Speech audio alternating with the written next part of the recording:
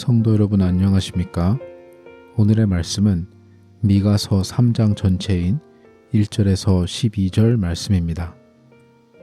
오늘 말씀 전체를 한 줄로 요약하자면 이스라엘 지도자들을 향한 하나님의 경고 그리고 하나님의 심판에 대한 말씀입니다. 여기서 이스라엘 지도자들이라고 하면 이스라엘의 왕들과 정치적 지도자들도 얘기하고 있지만 동시에 영적인 권위를 가지고 있는 스스로 선지자라고 칭하고 있는 그러한 사람들에게도 하나님의 경고를 이야기하고 있습니다.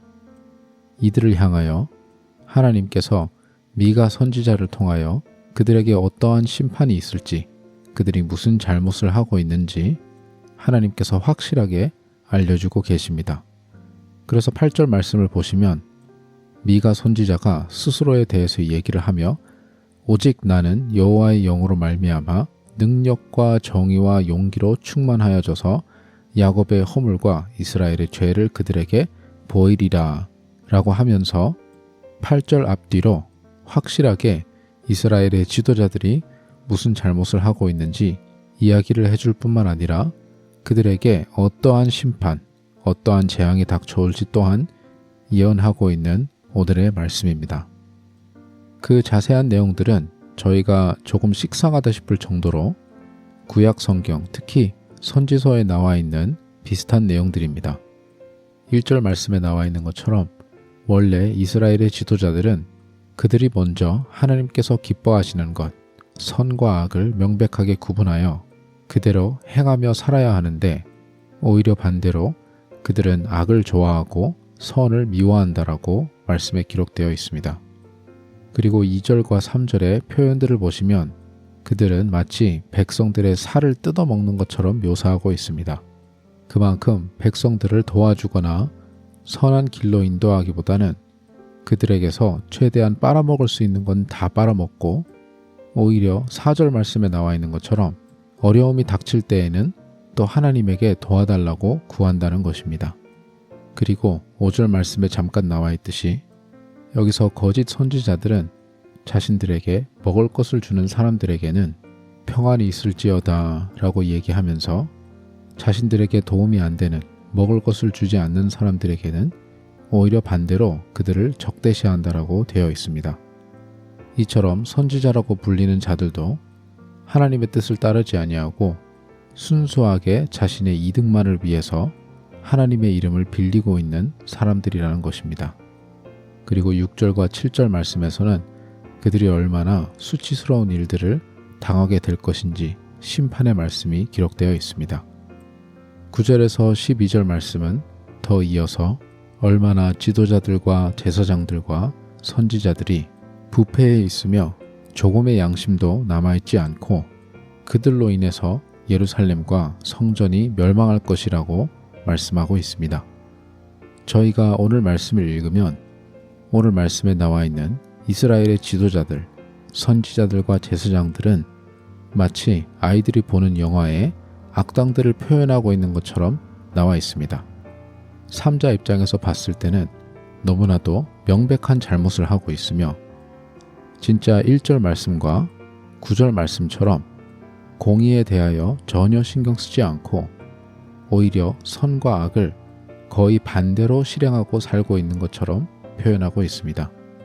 이것이야말로 전형적인 악당의 모습이라고 볼 수 있지요. 그러다 보니 저희들은 무의식적으로 나는 오늘 말씀에 나와 있는 사람들이랑은 전혀 무관한 삶을 살고 있다라고 생각할 수가 있습니다. 특히 어린아이들이 오늘 말씀에 나와 있는 이러한 사람들에 대해서 읽거나 예수님 시대의 바리새인들에 대한 이야기를 읽을 때에는 그러한 사람들은 나와 너무나도 달라서 나에게는 이러한 말씀이 직접적으로 적용 안 된다고 생각하는 경우도 있습니다. 물론 아이들도 자라면서 나중에 배우게 되고 저와 여러분은 잘 알고 있습니다. 우리 모든 인간 속에는 그리고 심지어 예수님을 따른다고 하는 그리스도인들의 마음 속에도 오늘 말씀에 나와 있는 선과 악을 반대로 알고 있는 이스라엘 리더들 같은 행동들이나 마음들이 조금씩 있을 수 있다는 것을 알고 있습니다.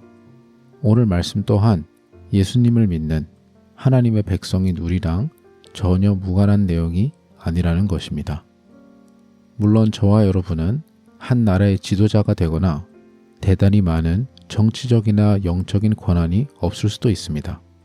하지만 예수님을 믿는 사람이라면, 그리고 특히 신앙생활을 조금이라도 오래 한 사람이라면 우리는 자연스럽게 영적인 영향력이 생기게 됩니다.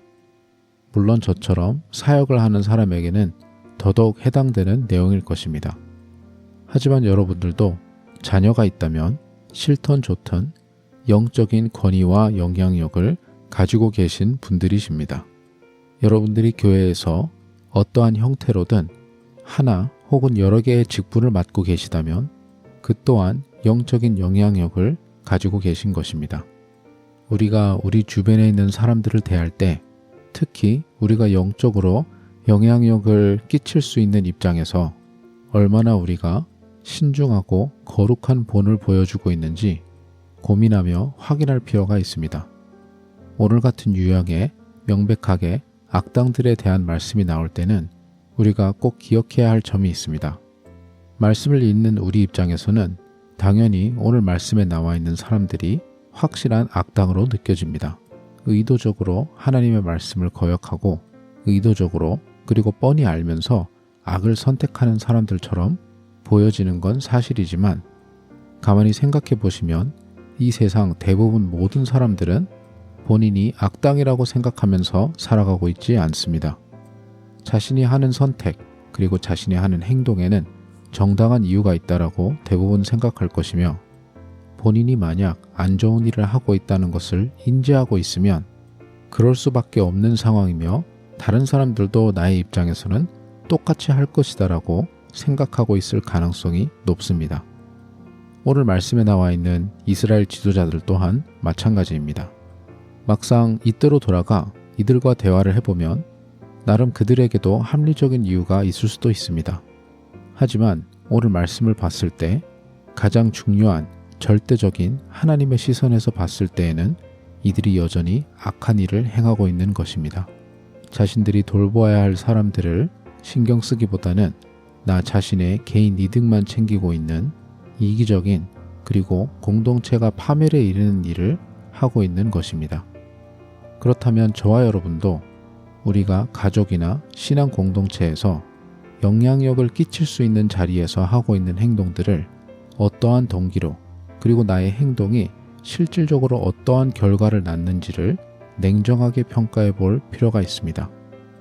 11절 말씀에 보시면 이 당시 이스라엘의 지도자들이 하나님께서 우리와 함께 계신다라고 생각했다고 합니다. 이들은 진짜 그렇게 생각했던 것입니다.